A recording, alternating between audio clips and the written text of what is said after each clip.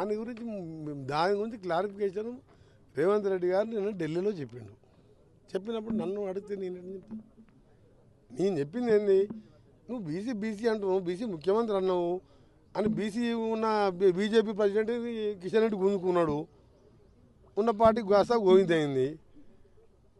ఈరోజు అడుగుతున్నాను నేను, మీ బీసీ ముఖ్యమంత్రి ఉన్నాడు, ప్రధానమంత్రి ఉన్నాడు కదా, మేము మళ్ళీ రెండో సర్వే చేస్తున్నాం. ఇవాళ ఎలక్షన్లు కూడా పోర్టుఫైల్ అసలు మొన్నటికే నోటిఫికేషన్ వచ్చేది, కేంద్రంకి నిధులు ఆగిపోయినాయి. అయినా సరే ఇవాళ 90% ఉన్న ఆ వర్గాలను పైకి తీసుకురావాలి.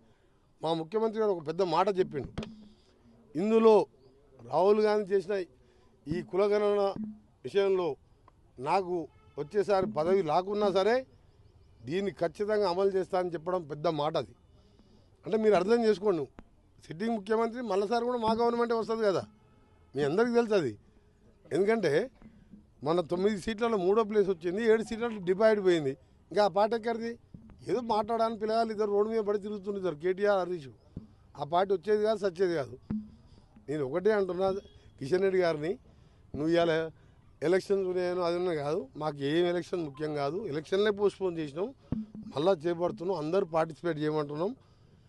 ఆయనలాగా 12 గంటల సమయం ఇచ్చి మొత్తం న్యాయమంటే ఎట్లా? మేము 55 రోజులు చేసినాం, రోజు 10 ఇండ్లే, ఒక్కొక్క ఎన్యూమినేటర్ 10,000 రూపాయలు ఇచ్చుకుంటూ 55 రోజులు సర్వే చేసినాం.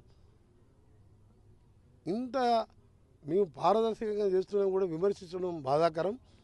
ఏదేమైనా సరే ఈసారి ఈ కులగణనతో తప్పకుండా వచ్చే 10 రోజుల స్పెషల్ సెషన్ పెట్టి తప్పకుండా పార్లమెంట్ పంపుతాం.